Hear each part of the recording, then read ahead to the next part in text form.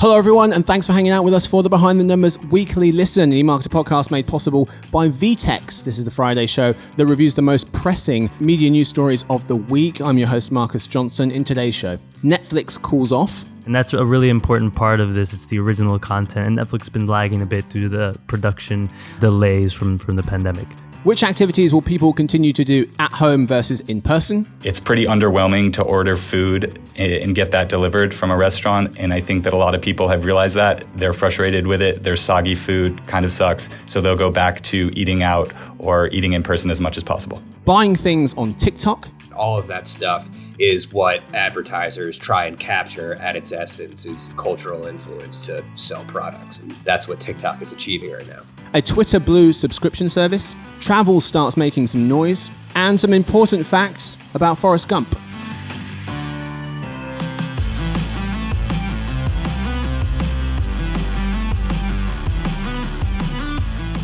We are joined today by three folks we have with us. One of our directors of forecasting is Oscar Orozco. Happy to be on, Marcus. How are you? Hey, buddy. Thanks for joining us. We're also joined by one of our analysts covering retail and e-commerce. It's Blake Drosch. Hey, everybody. Hey, chap. And we also have one of our forecasting analysts is Peter Varley. Hey, Marcus. Hey, buddy. So today's show, 4 segments as usual. We start with Netflix, talking about their recent cooling off of growth. What does that mean? We then move to the game of the week, where our contestants, Oscar, Peter, and Blake, will compete, giving us the best takeaways they possibly can from each of the 4 stories we have for you. We then move to questions answered. We answer the questions that you email into us. Finally, it's random trivia. It's dinner party data. That's the show we have for you today. We start with the story of the week, as always. Netflix cools off. Let's start with the highlights. So Netflix's Q1, what did that look like? On the paid subscribers side, nearly 208 million total paid Netflix subscribers. They added 4 million from the previous quarter, Q4. US and Canada total paid subscribers grew 450,000 to reach just over 74 million, or 36% of the total coming from the US and Canada in terms of paid subscribers. On the revenue front, Netflix hit the $7 billion mark for revenue. As for the first time, they crossed the $7 billion mark in a quarter. It's in Q1, up 24% year on year versus last Q1's 28%. US and Canada revenue was 44% of the total, 44% share of the total, $3.2 billion going to the US and Canada, up 17% versus last Q1's 20%. So revenue gents seem to be pretty healthy, all things considered, just slightly below last Q1 for total and also for the US and Canada. Paid subscribers seem to cool right down. Initial reaction, is Netflix in trouble? I don't think Netflix is in any trouble, not at least based on anything that they reported in Q1. They're by far the biggest streaming player in the US, so it's natural that their growth will slow down. And, they are also globally the leader in streaming, so their growth should slow down overall. But they're still really big, and they're still adding viewers and subscribers every quarter. So I think it would be an overreaction to say they're in trouble. Yeah, I agree also, Peter. I think this is all expected given that 2020 was a pandemic year. I think, sure, they were a little bit short on their expectations or what their guidance suggested was going to be some of their subscriber additions and even revenue for Q1.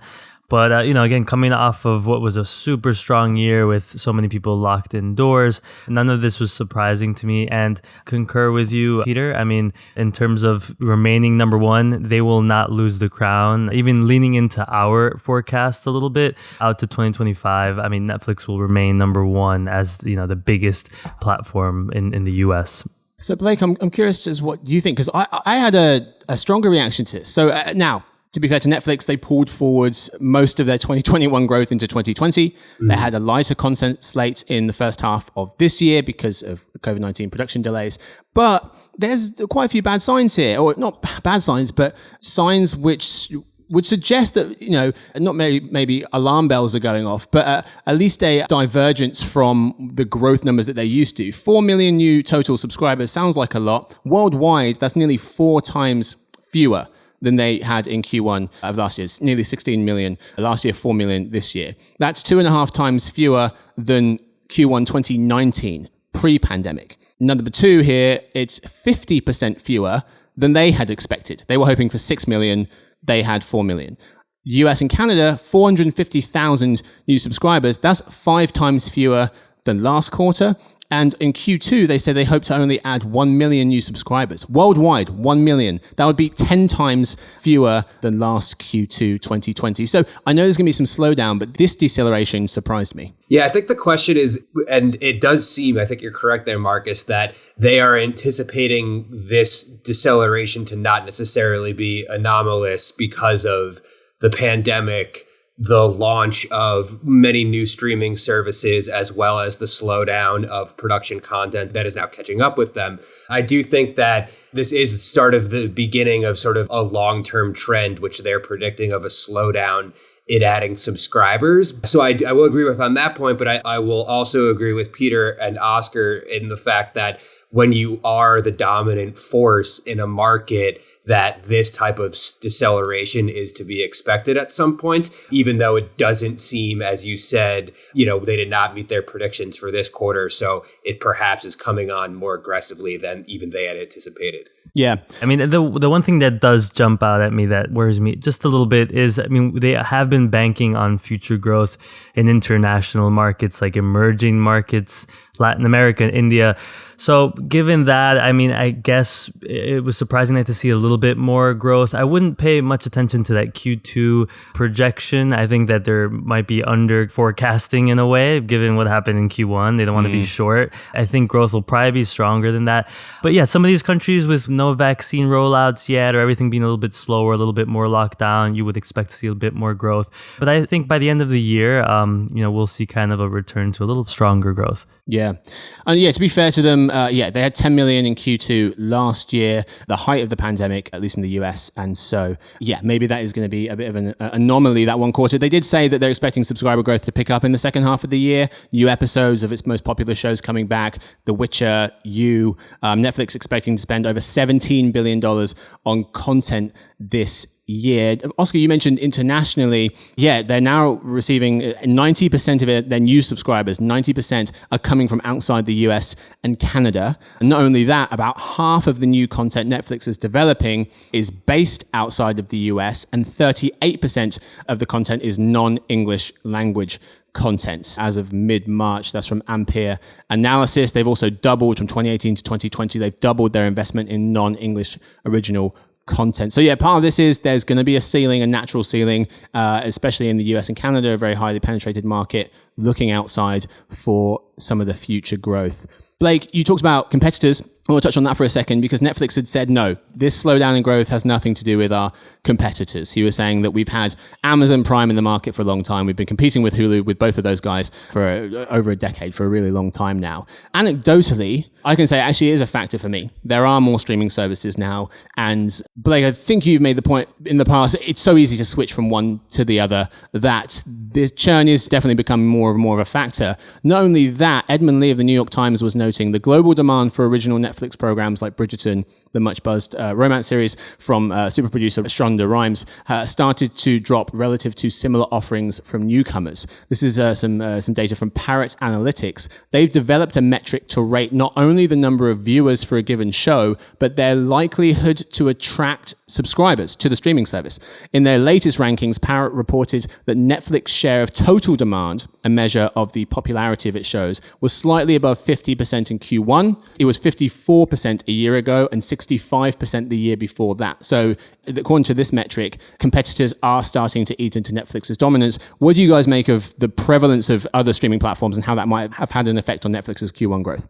Yeah, the one thing I'd want to push back on a little bit is that Netflix lost a little bit of share, according to that study, but there was no other one platform that really significantly grew share. So there's a lot of new options out there for people. There's a lot of new services, but I actually think that's what's been impressive is that in the face of all the new competition, Netflix has actually been pretty resilient and actually only losing a tiny bit of share when there were maybe 4 or 5 pretty significant new streaming services launched in the last year and a half. To me, that's actually a sign that Netflix is doing pretty well and holding up and differentiating with what they're offering. Mm-hmm. Yeah, and I would add, Bridgerton, it's not going to cut it. I know maybe like many of the listeners here, I'm still waiting for Ozark, for You, season, I think it's 3, for The Witcher. I've been waiting patiently. It feels like almost 2 years now. I think if they really do, as you mentioned earlier, come out in the second half of the year, I think that'll be a boon for the platform. And so, I expect to see more growth there, but that's not going to cut it. And that's a really important part of this. It's the original content. And Netflix has been lagging a bit due to the production delays from the pandemic. Right. And not only do these new streaming platforms at launch steal competition in the sense of that people want to subscribe and pay money to check out what's on these platforms, but Netflix has lost a lot of their sort of marquee binge watchable, rewatchable shows that have gone onto other platforms. And Marcus, you brought up my point, which I always seem to be bringing up here, is that it's that type of content that works to retain subscriptions. Whereas if you're waiting for a show that's in production that is not going to come out until Q3, Q4, then from a consumer standpoint, that gives me less incentive to renew my subscription until content comes on that I'm going to want to watch, if there isn't that rewatchable content like The Office and other shows that Netflix has gradually lost to other platforms, which is not enough to shift the market, but it's enough to lose some customer loyalty. Yeah. And also, if you do say goodbye to a platform, yes, you can come back, but chances are that you might be paying more when you come back. Netflix has increased their prices. A lot of companies have, but they raised their prices in October, increasing their standard plan by $1 to $14 a month, their premium tier by an extra $2. That's now $18 a month. They typically increase their fees every year and a half. So it's nothing it's nothing surprising here. But if you say goodbye to a service, you come back and all of a sudden that sticker price is a bit higher. It is closer to where the other players are. It may give some people pause. They also could, talking about clamping down on password sharing, which they're not saying they're doing that, but they're looking for ways to try and disincentivize that. That can also help them on the revenue front. Content-wise, we might not notice that Netflix is quote unquote not losing, but this is having an effect on them because they might just outspend the competition on content and that will help them retain subscribers. So I think the financial picture here is quite interesting because maybe on the balance sheet, it's looking a lot worse, but subscriber wise, it's not. They're just saying we're going to outspend our competitors. That said, Netflix is in the best financial shape in its history. They hit a milestone at the end of last year. They said they would no longer borrow money to fund its content slate. That said, they did spend $500 million on just 2 sequels to the Whodunit Knives Out, which is 50% higher than the film's gross receipts and 10 times what the film cost to produce. So there's a good chance that Netflix is just saying, we'll outspend you and we'll keep people that way. Yeah, but it's become profitable and that's a big deal. And pretty much every other competitor is still losing money on this. Some can probably allow themselves to, like an Amazon, but we've been trying to dig more into Peacock, for example, and Comcast is not saying much on profitability there. So that's a big sort of milestone that they hit. Yeah, it's like the conversation when we have with Facebook. Deceleration in growth doesn't really mean anything for them in terms of the competition that's out there. They're still by far and away the largest player. On the content side, Netflix did enter into a distribution agreement with Sony Pictures Entertainment. That's the last Hollywood studio, which isn't tethered to a streaming business. Netflix said that they'll have the rights to some Marvel franchises, including Sony-controlled Spider-Man and some other offshoots of that as well. The final thing here, gents, Netflix, something from Axio saying Netflix gaming expansion. This is from Stephen Totillo of Axio, saying that Netflix plans to get into gaming with the launch of a suite of downloadable games, as reported on by The Information. And then also they're announcing a new week-long virtual event, Geeked Week, where they'll share information about upcoming titles of some of their most popular shows, The Witcher, The Sandman, etc. So they're trying to do, things to promote the current content that they have, maybe even move into the gaming world. Any reactions on that? Netflix for gaming? I'm not a gamer, so I don't know if that makes sense. Maybe they're not going to be getting into, Call of Duty type games, but maybe more casual gaming. Would you go there for gaming?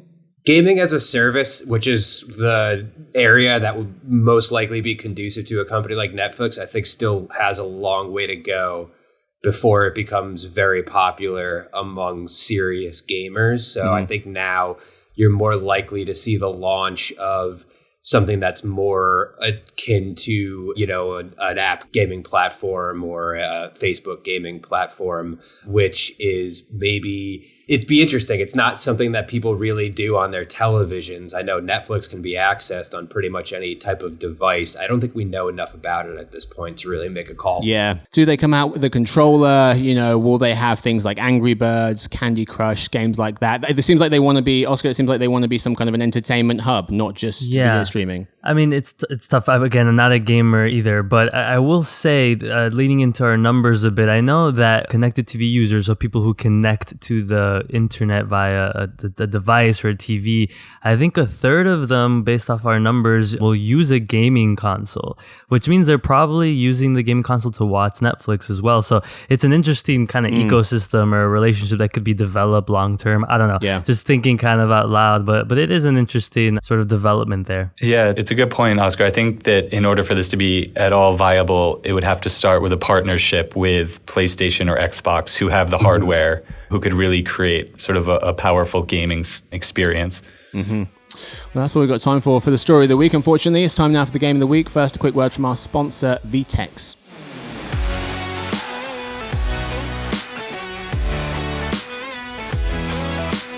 Retail's next competitive threat may come from a business model or channel that didn't even exist a few months ago. This modern dynamic requires companies to adapt quickly, pivoting business seemingly overnight, something traditional commerce platforms just can't support. There's a new enterprise commerce platform on the rise, one that's fast, flexible, and doesn't require 9 months and $1 million to get up and running. Go to vtex.com/emarketer to learn more.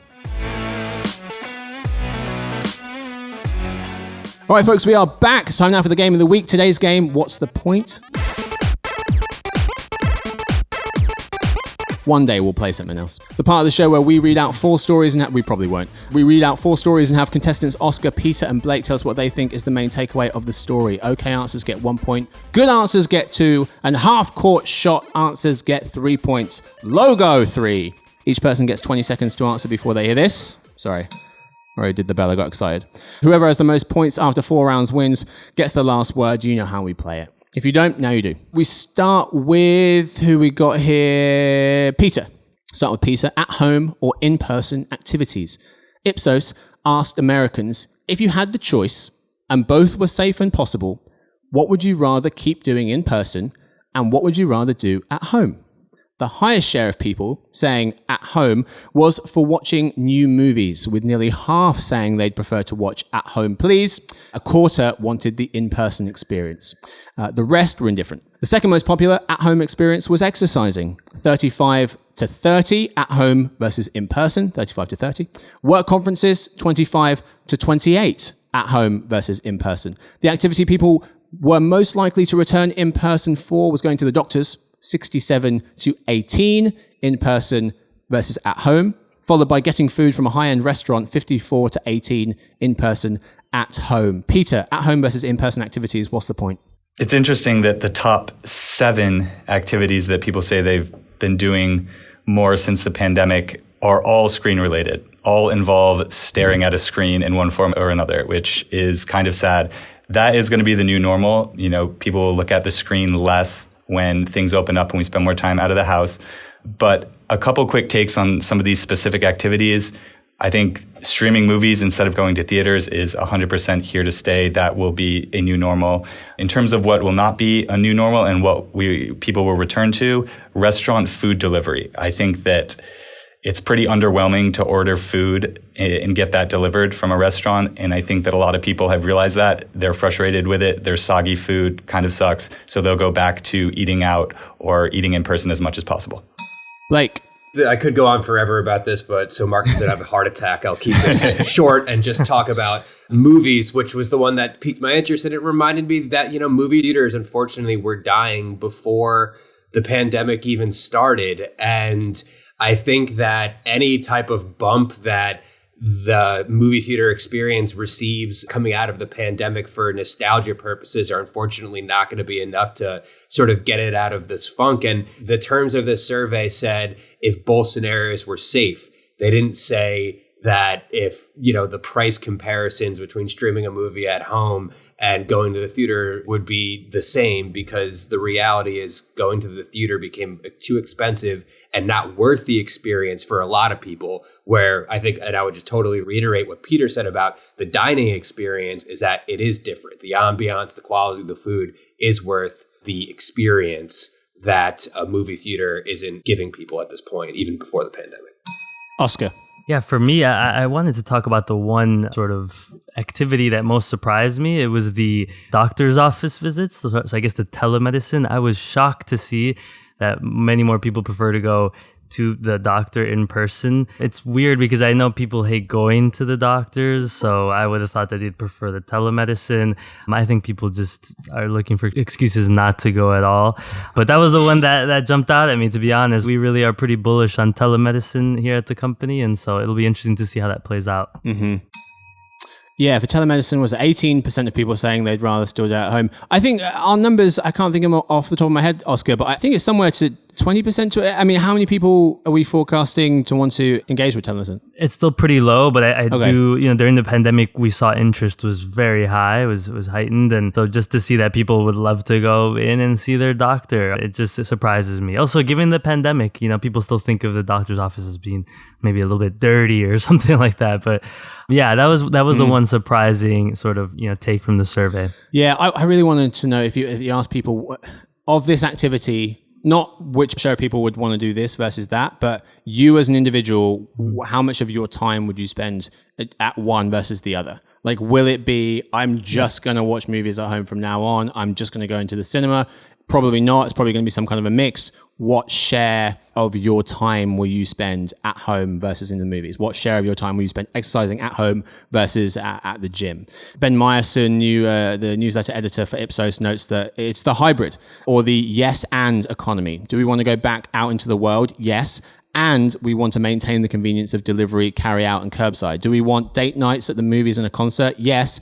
And we want to keep our streaming services. The speed at which we re-enter will vary, but there is clearly demand for both in-home and out-of-home experiences. We move to our second story. We start with Blake buying things on TikTok.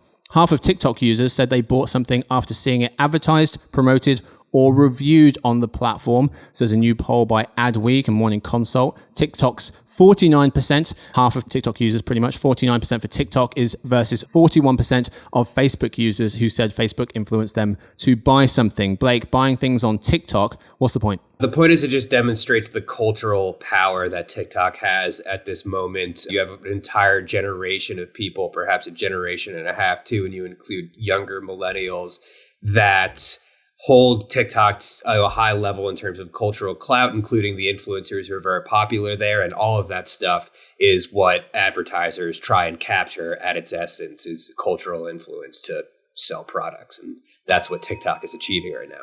Sorry, I jumped the gun. Oscar.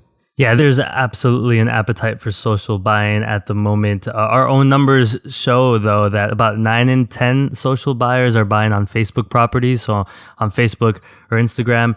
So TikTok has a long way to go to really become a major player in that space. But, they just have developed a new partnership with Shopify. So it's taking that huge leap, creating in-feed shoppable ads, etc. It'll be interesting to see. But they definitely have that Gen Z demographic down. But again, long ways to go with reaching where Facebook's at in that space.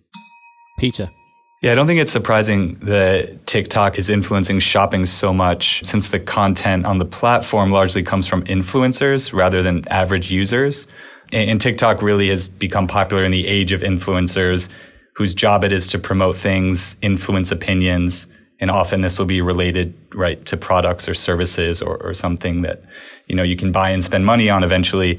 And now that TikTok's adding all of these new experimental shopping ad formats, we're probably going to see e-commerce advertisers just, come flocking to TikTok.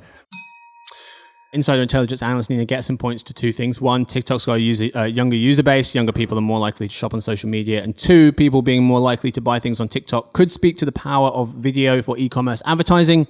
TikTok is exclusively short-form video, and video ads on social media are more influential in getting US adults to make a purchase, 16%, than regular posts from brands. Users followed 13%, or sponsored posts, 9%. That's from a January 2021 Bazaar Voice survey by Savanta. TikTok is testing a dedicated shopping tab on some brands' profiles, reports Bloomberg, as it leans even more into e-commerce, mirroring its Chinese counterpart Douyin. Story 3, we start with Oscar. Twitter Blue subscription service. Twitter has said in the past that they are considering a paid subscription model for some features.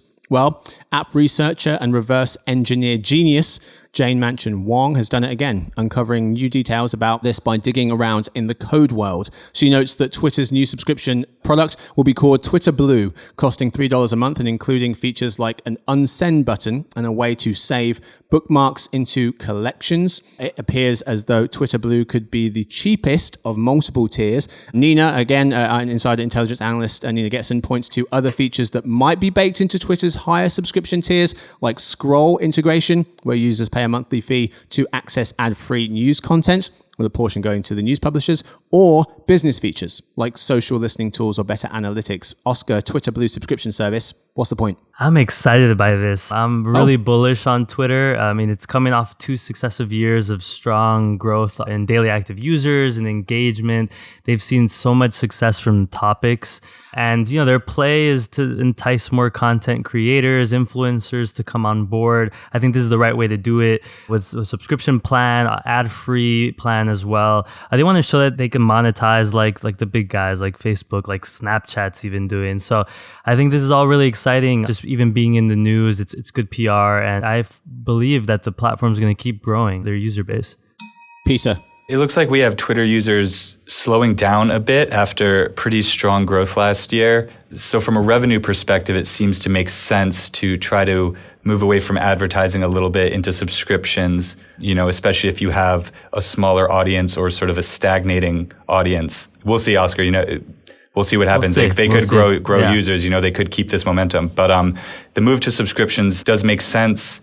It seems like right now, I don't know how the revenue share will be with their creators, but they're making a lot of moves to satisfy and appeal to creators, it seems like, with other things like super follows and tip jars. And certainly if the creators are getting some of the subscription revenues, then they're really doing a lot to pull in big, strong influences onto the platform. I'd also say one thing. When we think of users too, I think that this is going to entice more people to actually tweet, because we know that it's only a small percentage of users actually tweet. And so I think a lot of this might lead to that. And that's what they want to see as well, more engagement, and which will lead undoubtedly to more revenue. Well, you think more people will tweet because... I think with a lot of these platform innovations, I think it could lead to people feeling a little bit more comfortable. And that, of course, is what they would like, because at the moment, we know that a large majority of users are just kind of following their favorite Twitter accounts and then engaging in other ways, not necessarily tweeting. So this could lead to that. We'll see.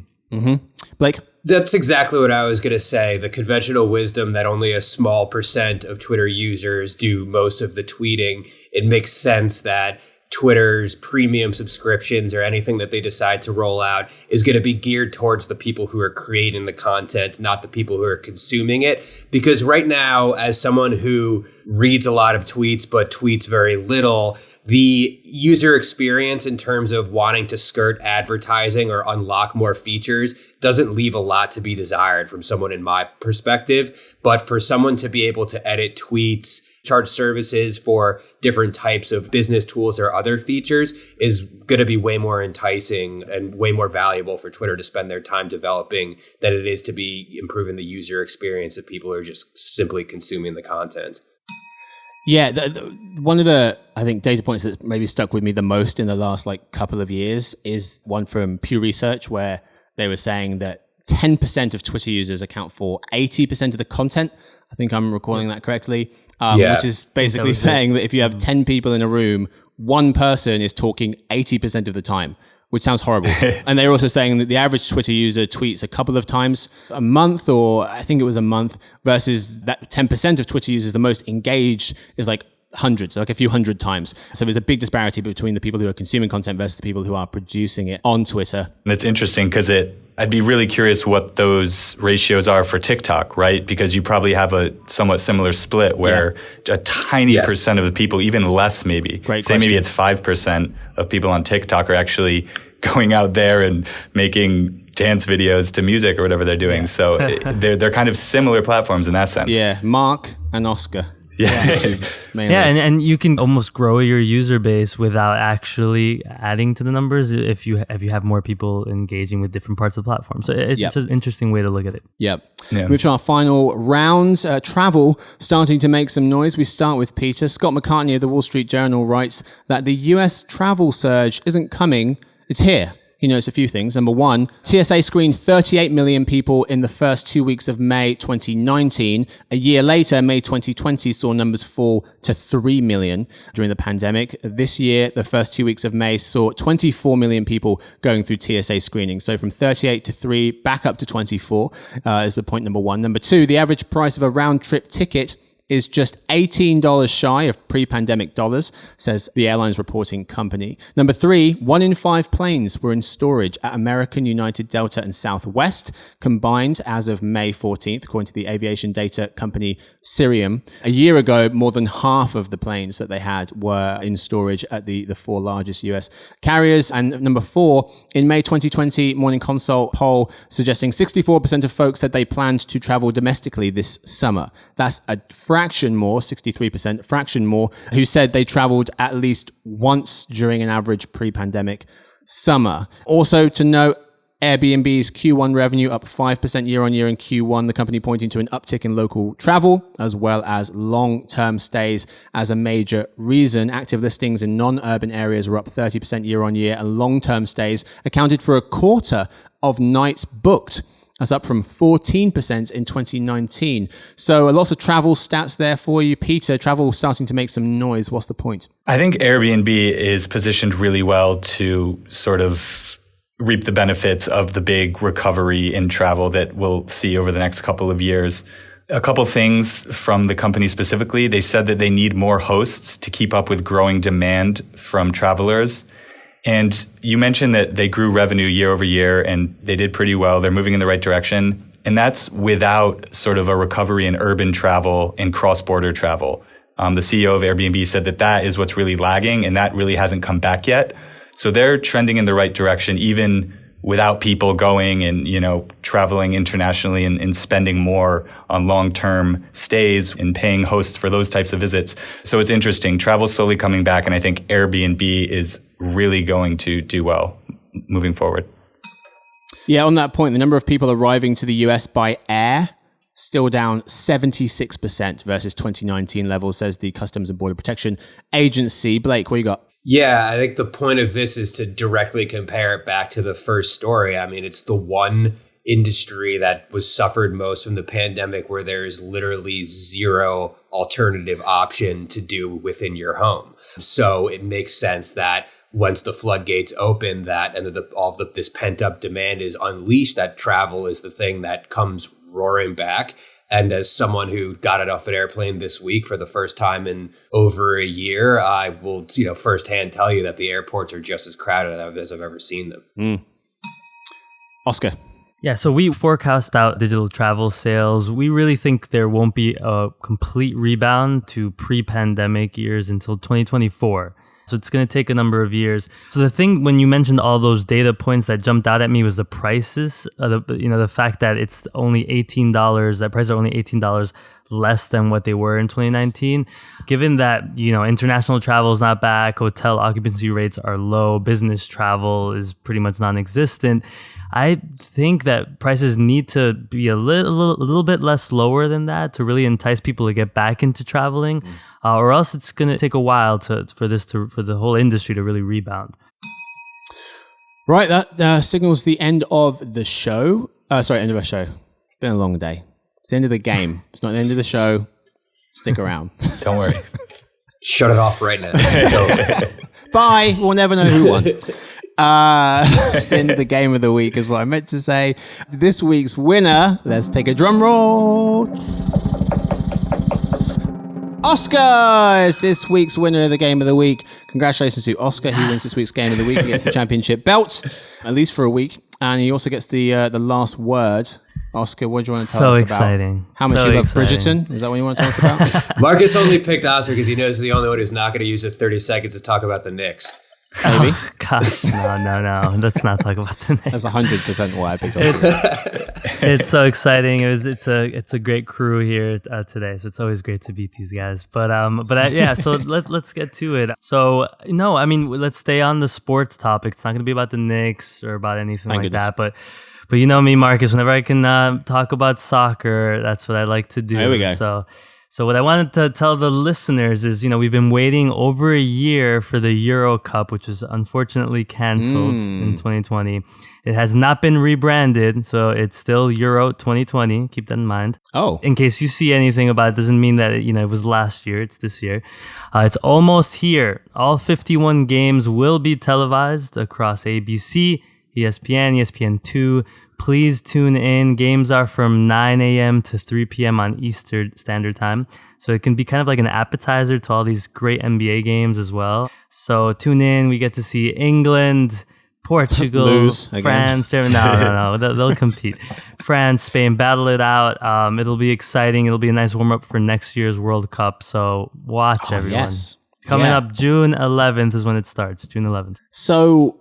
It's really been... Why didn't they rebrand it to 2021? I think they did the same thing with the Olympics, too. It'll cost too much money. I thought the Olympics was 2021. I thought they rebranded it. I actually don't know if they did, but I don't know. Maybe they didn't. All those hats they made, just having to rebrand them.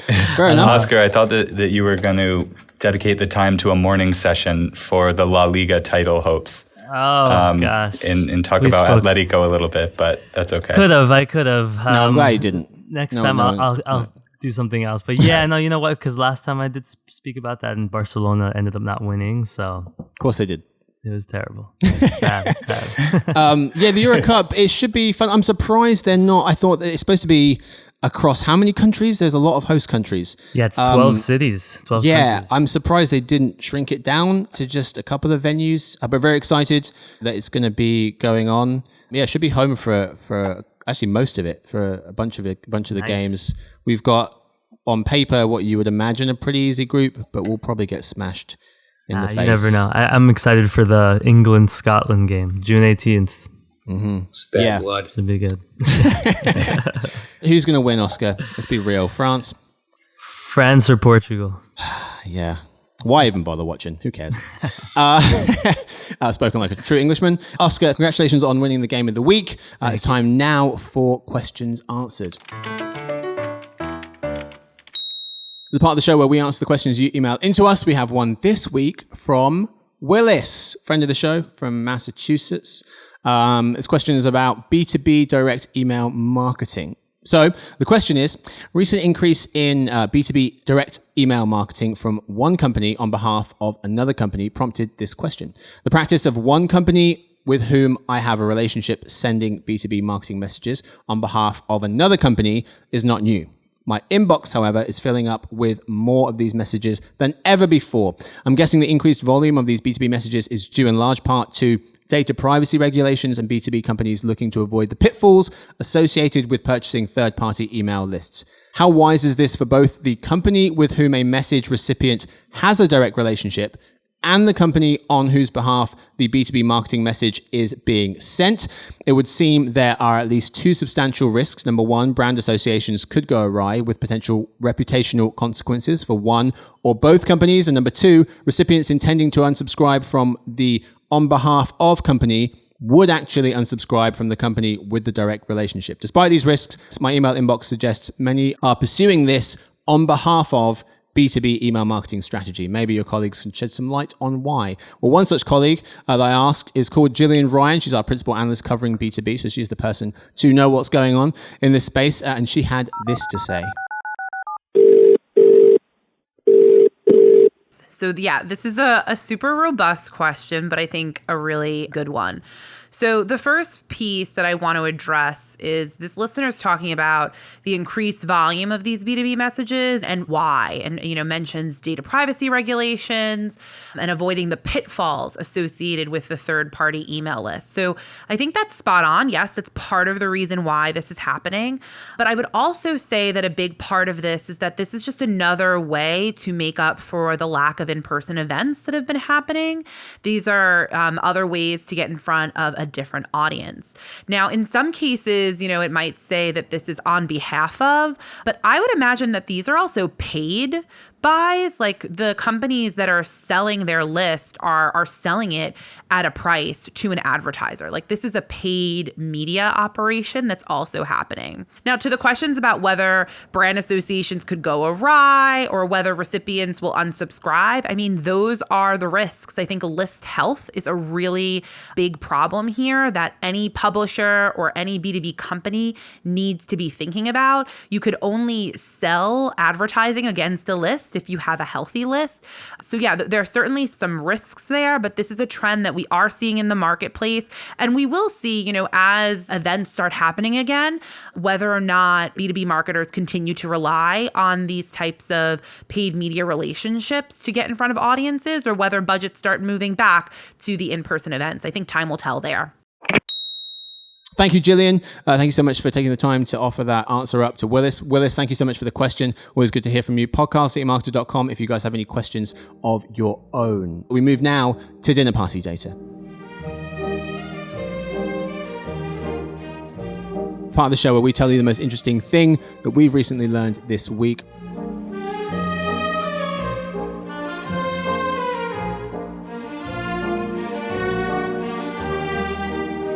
Oscar, you won the game of the week by some miracle. What do you have for us? What do you have for us today? 3-game winning streak, by the way. Game. Not a miracle. That's not even remotely true. How it 3 you weren't even on last week, were you? Yeah, but every time Oscar comes on, he's the winner. He is? Yeah, oh yeah. Okay, noted. That's the only time it counts. That's not happening again, yeah. Cut that out. I won't win until the fall now. Forever. Until the end of time. Oh, man. What do you got, mate? What do I got? So, I've been on a food trivia kick recently. As you remember, Marcus, we talked about apple pie recently. Yep. So I wanted to talk to you guys about fruit. I'm a big apple eater. I eat one at least 4 to 5 days a week. I love them. They're delicious, sweet and crunchy. He had one the other day on the Come meeting. in many varieties. Yes, you saw me the other day with one. Exactly. Yeah. So many times as I'm toiling away in front of the computer, I'll grab one and then there's a sticker on the fruit. And I'm too lazy to get up to throw it out, so I stick it to some part of my body. Sometimes I forget about it. So you're going to say you just eat it? Well, we'll get to that in a second. Oh, but, okay. I don't do that. I stick it to some part of my body. I forget about it. It's embarrassing because sometimes people see it. Why don't you just put it on the table? What do you mean you stick it to yourself? Well, because if I put it on the table... Put it on the table like a normal person. I could, but it's normally, I'll get up eventually and I'll see it and throw it away. So I don't always. I sometimes don't see it because I'll put it on my face. But anyway, I can stop doing this. Like you just mentioned, I just learned something today. Did you know that the stickers on fruits are edible? You can eat them. It was an accident, you won't die, or it's advised? Let's say can. You can eat it because they can swallow chewing gum, but it's not ideal. It's not ideal. It's non-toxic and it's edible. Yeah, you can. Now, for those picky eaters out there, it is technically plastic and not biodegradable, but you can eat it and it's safe and it's okay. So I'm never gonna have this problem again because I'm just gonna eat that sticker every time. Do we need some sort of disclaimer, Marcus? Yeah, we do. Please don't eat stickers. Yeah. Is there going to be a class action lawsuit against the podcast? It's fine. It's for safe. The children listening. They do it on purpose. That's why they put those stickers on. Victoria, cut all this. Just put Oscar saying I love apples. That will be the thing he learned recently. Yeah. All right, fair enough. Maybe it's good to know in case you accidentally... Yeah. Just in case. Don't freak out if you do it. Yeah. I guess if you've got kids, that's probably a good thing to know. You don't have to blind panic if your kid eats the sticker. Exactly. Don't encourage them to. Blake, what you got for us, mate? So when you guys were having that long conversation about soccer just now, I was doing a little research. I got some new dinner party data. So the Olympics in 2021 will still be called the Tokyo 2020 Games. Tokyo's governor explicitly said an odd number Olympics is out of the question. And this is partially because they've been using the Olympic 2020 logo in Japan since 2015. So there's a ton of merchandise, as you can imagine, that had been produced in order to sell at the actual event. So it would have been a massive setback for everybody from, t-shirt makers to people who are selling the commemorative devices to even just the committee itself to change all of the signage to 2021. And this is an interesting fact from the Wall Street Journal article that I was looking up, is that the Olympics have never been postponed before. So there's no precedent for how to handle the name, but it's always taken place on an even number year because, as we probably all remember from history classes, that London was reassigned the games to 1948 after its scheduled hosting of 1944 was scrapped due to World War II. But it's because of the fact that they waited four years, this argument or this debate over whether they should shift to having an odd numbered year has never taken place until now. So that's all the reasons why they decided to still go with the 2020 Olympics. Not to mention that 2020 and the Olympic logo perfectly match up against each other with the, the rings. I get it. Having 2 rings. Yeah, I get it. I'm okay with it. So I'm just looking at when was the first World Cup, because I was thinking, okay, you don't want to compete with that, but 1930? 30 Yeah. 32, yeah. Yeah, 1930. All right, and Uruguay. Fair enough. That's really interesting. Really interesting. Peter, what you got for us, mate? So speaking of Tokyo, I want to talk about Fast and Furious, the new movie. If you remember, they had a Tokyo Drift back in the day. So love that version. Yeah, love that one. a great one. The new installment, the 9th installment, debuted in international markets recently, and it was Hollywood's biggest selling film since the pandemic started. So it's going to be interesting to see how it does when it hits the US box office on June 25th, because this is sort of the one that has the most hype, and theaters are hoping is, the start of people seeing movies in theaters again. So we'll see what's going to happen, but it did really well abroad, specifically in China. Is this the one where John Cena is his brother? Is Vin Diesel's brother?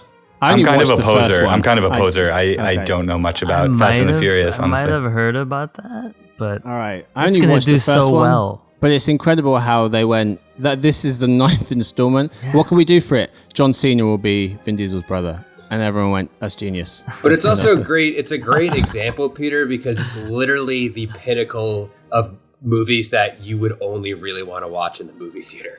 Right. There's literally zero value in watching the Fast and the Furious sequel from your home, unless you're like, I don't want to offend any diehard fans of the franchise, but I know there's the way people, ironically view those films, and the fact that they are action-packed films in their own right really lend themselves to a communal watching experience that leaves a lot to be desired if you're just streaming it at home on your laptop.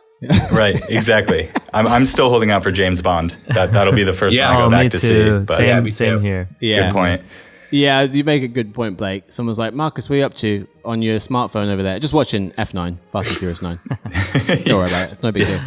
I've got two, that's a good one. I've got 2 for you guys real quick. Number 1, the Library of Congress is the largest library in the world, with more than 162 million items in no fewer than 450 languages. Didn't know there was more than 2.